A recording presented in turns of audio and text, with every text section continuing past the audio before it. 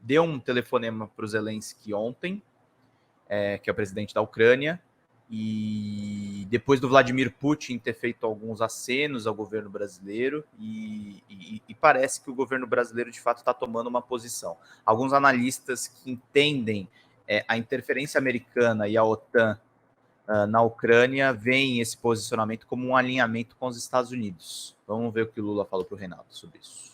Presidente, o senhor falou da presença internacional do Brasil. O senhor já esteve na Argentina, no Uruguai, nos Estados Unidos, falou com o Macron, recebeu Olaf Scholz, John Kerry estava aqui até há pouco, o senhor vai para a China, vai se encontrar com Xi Jinping dia 28, depois tem Portugal, enfim, países africanos. Em agosto tem reunião dos BRICS. Agosto reunião dos BRICS, da África do Sul.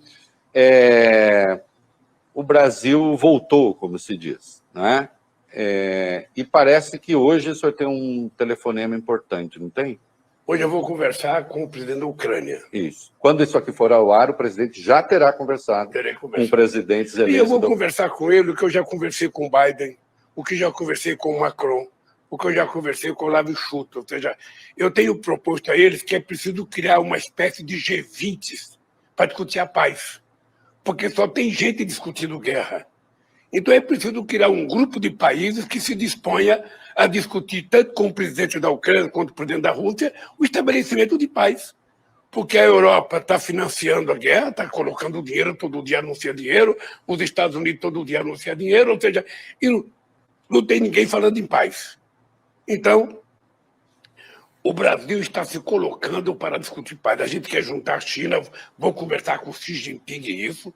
Hoje eu vou conversar com o presidente sobre isso, ou seja, vou discutir. Se for necessário, discuto com o Putin sobre isso. E tenho discutido porque é preciso a gente entender. Ou seja, vocês entenderam a mensagem, né? Ele vai conversar com o Putin. Porque é a tradição da diplomacia brasileira. O Lula tinha uma excelente relação com o Bush, que é um dos caras que começou com a extrema-direita nos Estados Unidos. Mesmo com a boa relação com o Bush, ele não apoiou a guerra do Iraque. Esse é o Lula que a gente quer ver, mesmo que alguns estejam decepcionados com a conversa dele com o presidente da Ucrânia ontem. Que primeiro a gente tem que parar a guerra. Depois que a gente parar a guerra, a gente vai negociar o que vai acontecer. Quando o senhor falou de criar o grupo, a extrema-direita e alguns especialistas no próprio pensamento, que se travestem de especialistas em política internacional, resolveram ironizar. Olha o Lula aí achando que pode acabar com a guerra. Eu queria que o senhor falasse um pouco sobre como foi a reação quando o senhor falou de criar esse grupo para discutir. Primeiro é importante o seguinte, porque tem muita gente que fala muita bobagem, tentando passar a ideia de que entende e não entende de nada.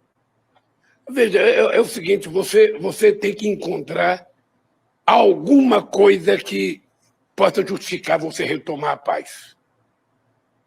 Veja, e a guerra já está há 1 ano. Essa guerra está influenciando muita coisa do mundo. Aqui o Brasil está sendo vítima dessa guerra por conta do fertilizante. Parte da inflação no mundo é por conta dessa guerra. Então, não dá para todo mundo ficar olhando. Sabe, alguém tem que chamar para conversar. Eu vou te contar um exemplo. O acordo do Irã, que o Celso Amorim e eu e o presidente da Turquia fomos fazer. Quando a gente decidiu ir conversar com a Ahmadinejad, o Obama não queria que a gente fosse, a Angela Merkel não queria que a gente fosse, o Xi Jinping não queria que a gente fosse, o Medvedev não queria que a gente fosse, apenas o Sarkozy, naquele tempo, concordava que a gente fosse lá. Quando eu cheguei em Teherã, eu tinha recebido 2 telefonemas do Obama de que eu ia ser enganado porque não dava para fazer acordo com a Ahmadinejad.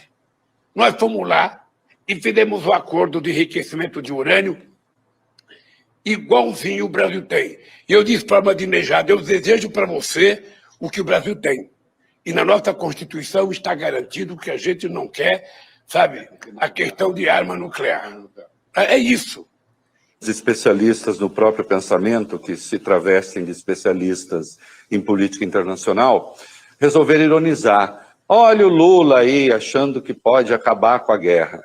Eu queria que o senhor falasse um pouco sobre como foi a reação quando o senhor falou de criar esse grupo para discutir um possível cessar-fogo. Primeiro é importante o seguinte, porque tem muita gente que fala muita bobagem, tentando passar a ideia de que entende e não entende de nada.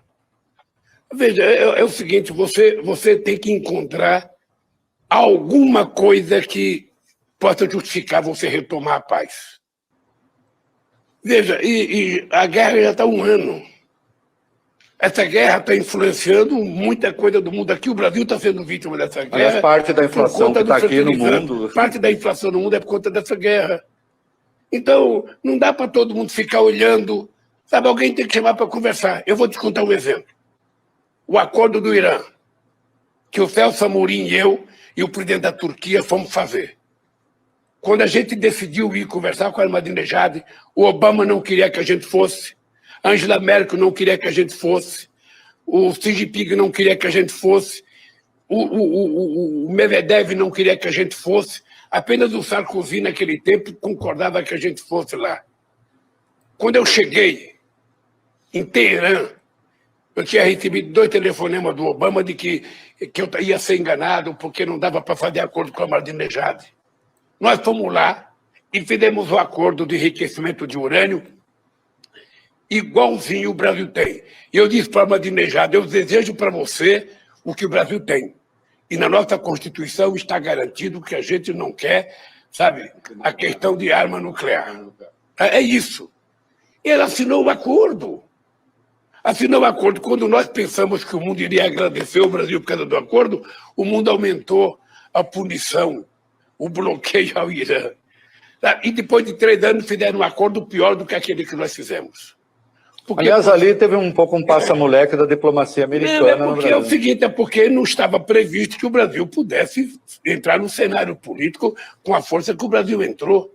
Nós fizemos o grupo de amigos e conseguimos restabelecer a eleição na Nicarágua, na Venezuela, com o Chávez, do referendo, com a participação, sabe, da Fundação Jimmy Carter, com a Fundação do Colin Powell, sabe? E com a participação da Condoleezza, que era secretária de Estado também nos Estados Unidos. Ou seja, como é que a gente pode construir, sabe, esse processo? Conversando.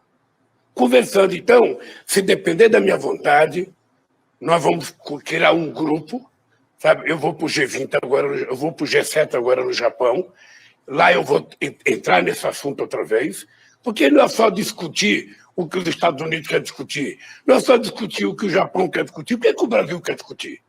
O que é que o Brasil está pensando sobre as coisas? Então é isso que o Brasil tem que se mostrar, com a grandeza da sua população, com a grandeza do seu tamanho. Sabe, o Brasil não é menor do que ninguém, nós não queremos ser maior, mas também não queremos ser menor. E eu acho que hoje, sabe, tanto a Rússia quanto a Ucrânia estão pedindo a Deus que apareça alguém para acabar com essa guerra. Muito boa a fala do Lula, e reflete, na verdade, uma tradição aí da diplomacia.